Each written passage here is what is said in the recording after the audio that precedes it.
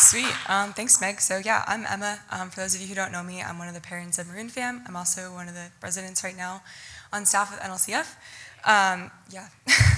So the first time that I remember being introduced to living on mission was at leadership training the summer after my freshman year in 2018. And if you were like I was at that point in time, I heard those words, life on mission, and I kind of rolled my eyes a little bit.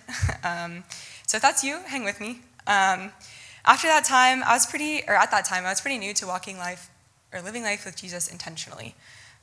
We were encouraged that summer to have conversations with our coworkers about our faith, and that was something that I just did not want to do.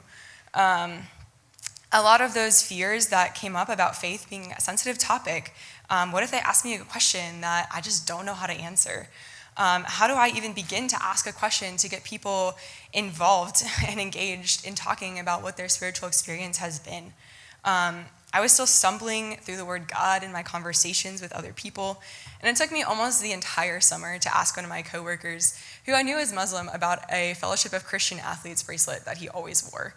But in that time, even in these moments where I was afraid to share my faith out loud, my actions were doing that for me. As I was discovering more and more about what it looks like to follow Jesus, it was changing my heart in a way that led me to care more and about the people around me and to love them better. I was learning that God is love and that I was trying to emulate that. After all, Jesus says that loving your neighbor as yourself is the second greatest commandment.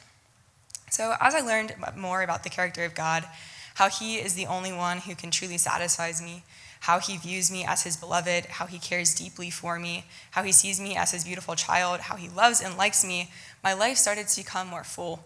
My insatiable heart has grown more satisfied as I've leaned into the Lord. And so Maroon Fam used to ask this question, and sometimes we still do, of where are you hoping to see the Lord show up?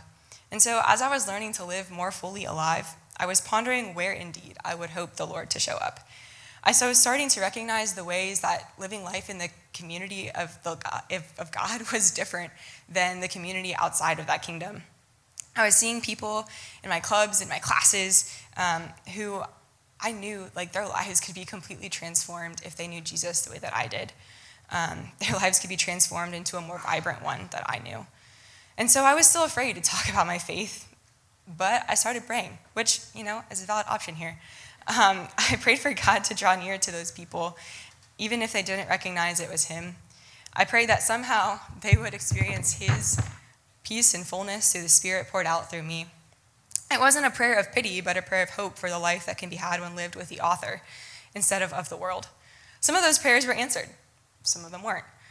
I saw the Lord show up and transform the culture of a club I was in. When my friends got baptized, I had some awesome conversations with my coworkers at Hokey Girl.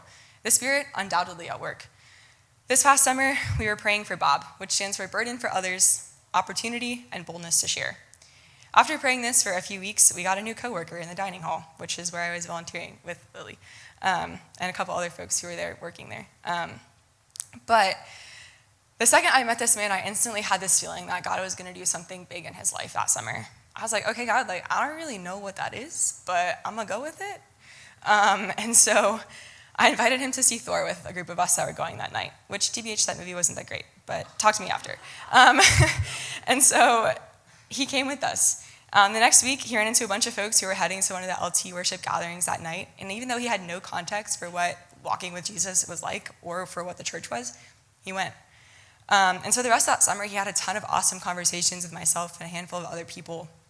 While I'm not in his immediate proximity anymore, God is still at work in his life, and God indeed did do something big in his life that summer. So cut to now, I'm still learning how to live more fully alive in the gospel. And as I do that, I am more and more convinced of and enchanted with who God is. I am more and more convinced that life is indeed better with the Lord.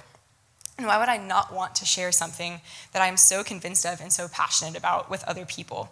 I could talk about my other passions literally all day long. And so why would I not want to share this more important one too, this more important piece of who I am, a daughter of the King? And guess what? Those fears I had, faith as a sensitive topic, I find if I ask in curiosity about people's spiritual backgrounds, it's often pretty well received. If I don't know the answer to a question, straight up say I don't know. or just ask the Spirit to kind of help fill in the blanks. And if I feel okay about it, say what I think about it. In faith conversations, even if people don't end up following Jesus, that's okay. That relationship can still be one that I pour into, that I build into. I don't convert, Christ does. He's already at work in a space or a person long before I even get there. After all, Christ is doing the burden of the work. I'm just being faithful to it, and he has transformed my heart to be burdened for those who don't know him because of the love and life I have experienced from knowing him. Let me proclaim his love and boldness with a sincere heart in the full assurance that faith brings. So I'm Emma, and that's my snapshot.